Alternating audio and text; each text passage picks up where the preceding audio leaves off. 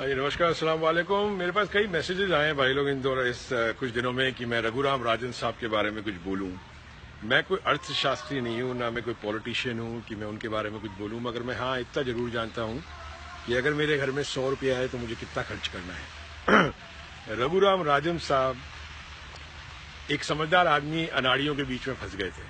Problem सारी ये है, और अगर आप लोग रघुराम राजन जैसे लोगों को संभाल के नहीं रखेंगे तो आपकी प्लेट में से खाना धीरे धीरे नादारद होता चले जाएगा। जिस देश से वो आए थे वो देश में ये सब जो आप देख रहे हैं वो ये सब है बच्चों के लिए, एक आम आदमी के लिए। ये देश एक आम आदमी ने बनाया है, ये देश एक छोटे मोटे व्यापारियों ने बनाया है। यहाँ पे अगर वॉलमार्ट आया है, सैम्स क्लब आया है, कॉस्को आया है, तो यहाँ पे छोटी मोटी दुकानों को भी कभी उजाड़ा नहीं गया। उसकी वजह ये थी कि यहाँ के जो पॉलिसी मेकर्स थे उन लोगों ने ये चीज का ध्यान रखा। इंडिया में जो पॉलिसी मेकर्स है आज की तारीख में भाई लोग, वो लोग ध्यान रख रहे हैं ऊपर जो लोग बैठे हैं। कुछ नाम आप लोग भी पता है, कुछ नाम मुझे भी पता है। उसमें अंबानी हो गए, अदानी टाइप लोग हो गए, ये लोग हो गए। जब अदानी और अंबानी, ये जग जाहिर बात है कि इंडियन पॉलिटिकल सिस्टम से आज की तारीख में उनकी गणित चलती है, तो ये ऑब्वियस बात है कि रघुराम राजन साहब को ये चीज पसंद नहीं आई कि एक आम आदमी का पेट काट के इन लोगों की तिजोरियां भरी जा रही है। वो आरबीआई के गवर्नर है। आरबीआई पैसे का हिसाब किताब लेती है सरकार से। जब सरकार पैसे का हिसाब किताब नहीं दे पाई तो रघुराम राजन साहब को बोला गया कि अपना बोरिया बिस्तर बांधिए और वापस अमेरिका चले जाइए। इसीलिए हिंदुस्तान में आज की तारीख में काम करना बहुत ज्यादा मुश्किल हो गया है, क्योंकि आप लोग अनाड़ी लोग चुन लेते हैं, और जब आप लोग अनाड़ी लोग चुनेंगे तो फिर यही होगा। जैसे समझिए आपका बेटा क्रिकेट खेलता है और कोच जो इसका है वो अनाड़ी होगा, तो आपका बेटा क्रिकेट कैसे सीखेगा?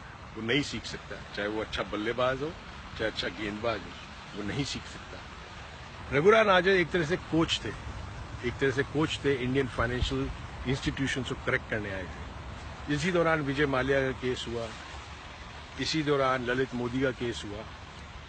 ये सब केसेस में बचाने वाली कौन सी सरकार थी, ये आपको ही पता है और ये मुझे ही पता है। रघुराम राजन एक ईमानदार आदमी, उनकी रातों की नींद हराम हो गई होगी। वो सोचे होंगे मैं हिंदुस्तान को बनाने जा रहा हूँ और ये क्या बन रहा है। उनको पहला मौका लगते ही उन्होंने कहा गुड बाय टाटा, आप लोग अपना ध्यान खुद रखिए, क्योंकि आप लोग खुद ही नहीं सुधरना चाहते। मोदी साहब को इकोनॉमिस्ट नहीं है, मोदी साहब वोट से जीते, और वोट से समझ नहीं होती है। इसकी कोई गारंटी नहीं है कि वोट से समझ आती है।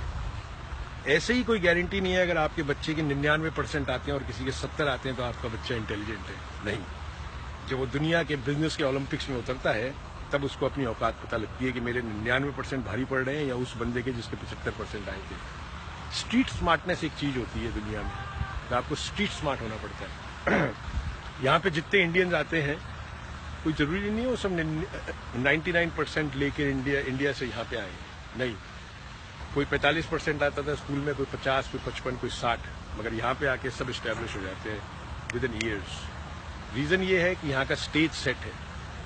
वही स्टेज आप लोगों के लिए रघुराम राजन सेट करना चाहते थे। और एक बात याद रखिएगा भाई लोग, रघुराम राजन को कौन लाया था? दुनिया के जाने माने अर्थशास्त्र डॉक्टर मनमोहन सिंह जी। एक समझदार आदमी के साथ काम करना एक समझदार आदमी के लिए बहुत आसान हो जाता है। एक समझदार आदमी के लिए अनाड़ियों के साथ काम करना इम्पॉसिबल हो जाता है। वही बात है जैसे बल्लेबाजी की बात हुई क्रिकेट की। आप एक अनाड़ी आदमी है जो आधी पिच पे आके भाग के आपकी बॉल को मार रहा है या उल्टे सीधे शॉट मार रहा है, उसको आउट करना बहुत मुश्किल है, मगर उसमें अपना हुनर है आपको बेवकूफ बनाने का। तो जो आज की सरकार है वो आम आदमी को बेवकूफ बनाने के लिए उनके पास हुनर है। मैं ये नहीं बोल रहा कि आज की सरकार अच्छी नहीं है, मैं ये भी नहीं बोल रहा ये लोग सही काम नहीं कर रहे, मगर जो जरूरतें हैं वो तो आज के सरकार के जिन्होंने वोट दिया उनकी भी वही जरूरतें हैं, जिन्होंने वोट नहीं दिया उनकी भी वही जरूरतें हैं।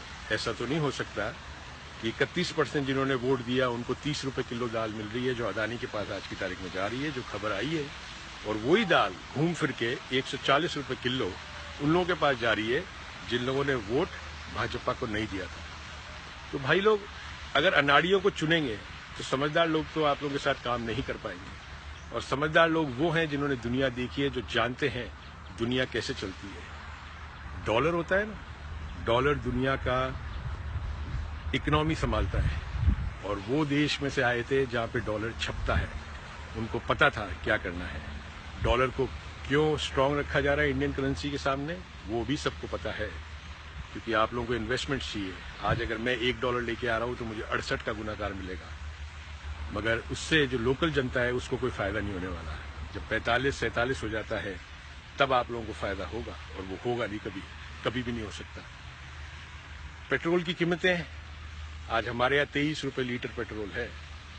ठीक है, माना कि अमेरिका के पास बहुत पेट्रोल है, मगर फिर टैक्सेशन में आप लोगों को मार दिया जाता है।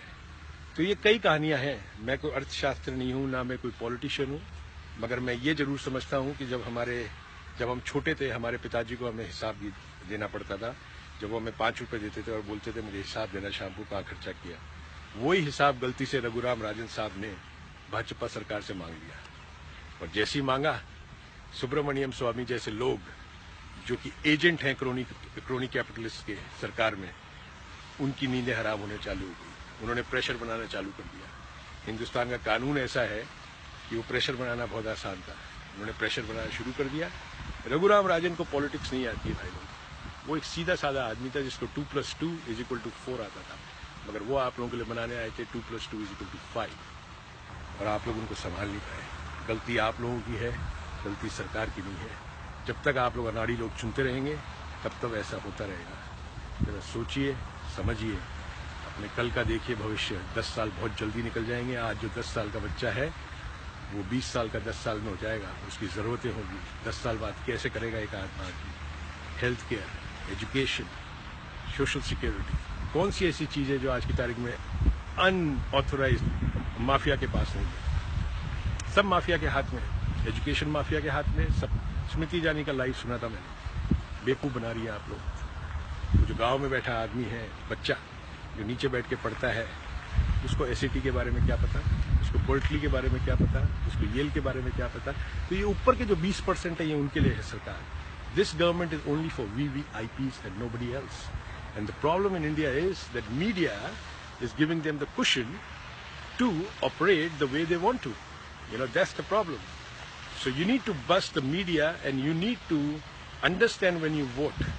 जब आप अपना चुनाव करेंगे किसी नेता का, तो हिंदू ये ना देखे कि मुसलमान है मैं इसको वोट नहीं दूंगा, और मुसलमान ये नहीं देखे कि वो हिंदू है मैं उसको वोट नहीं दूंगा। अगर अच्छे हैं तो आप जाके वोट दीजिए, और उनसे सवाल पहले करिए।